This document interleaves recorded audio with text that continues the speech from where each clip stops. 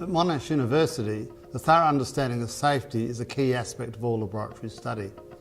Safety is not just about paperwork and red tape. We take it very seriously here. You also need to take it seriously, not just for your own sake, but for the safety of your fellow students and researchers. If you think something is unsafe or not quite right, it's okay to speak up and we encourage it. It's also okay to ask questions when you're not sure of the safest experimental method. Often students neglect to ask questions because they're having a fear of the consequences.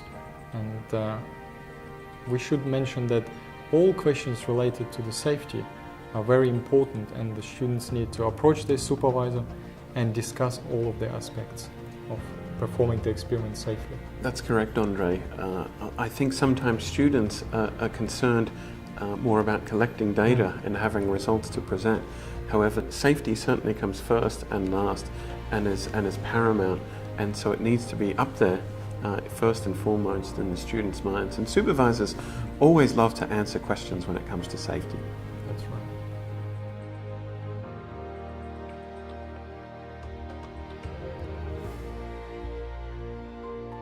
Chemical etching can produce very pretty microstructures.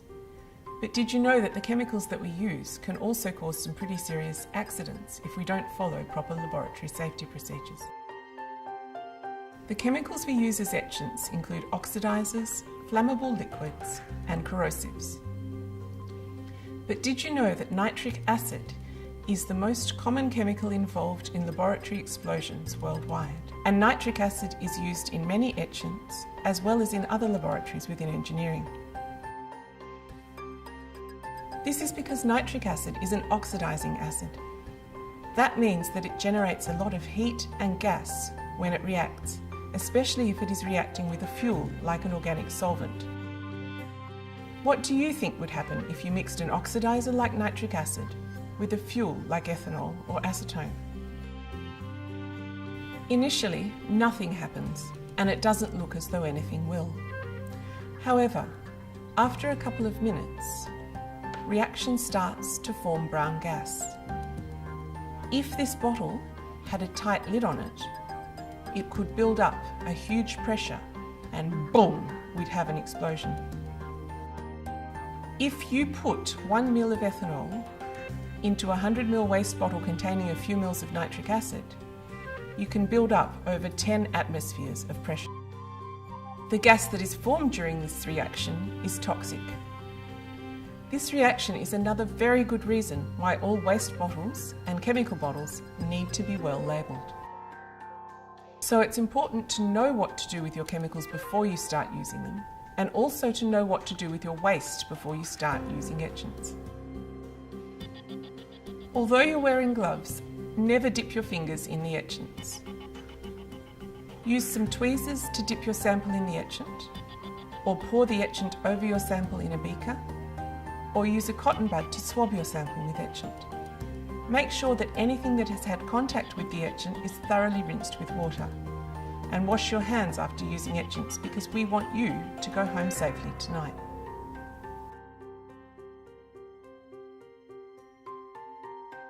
When using etchants, you need to be well covered. You need to wear safety glasses at all times, and if there is a risk of the etchant splashing, you also need to use a face shield. Take off rings, watches and other jewellery and wear appropriate gloves. Ensure that your footwear is covered in. Because etchants are a mixture of chemicals, there are special things to consider when managing spills. There are some things we can put in place whenever using etchants to make spill cleanup easier, like spill trays. Spill trays are also important to keep the etchant off your tummy. You need to consider the chemicals that are in your etchant and the spill treatment that is appropriate for each chemical.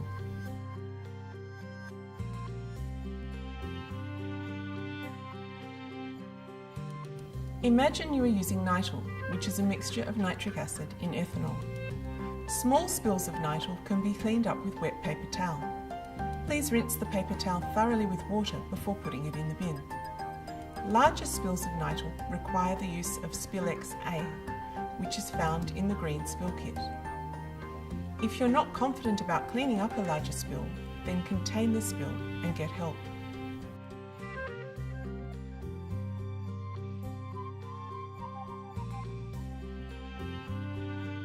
If you're using the Spill XA from the green spill kit, encircle the spill with Spill XA powder, then cover the spill with Spill XA and mix it with a spatula.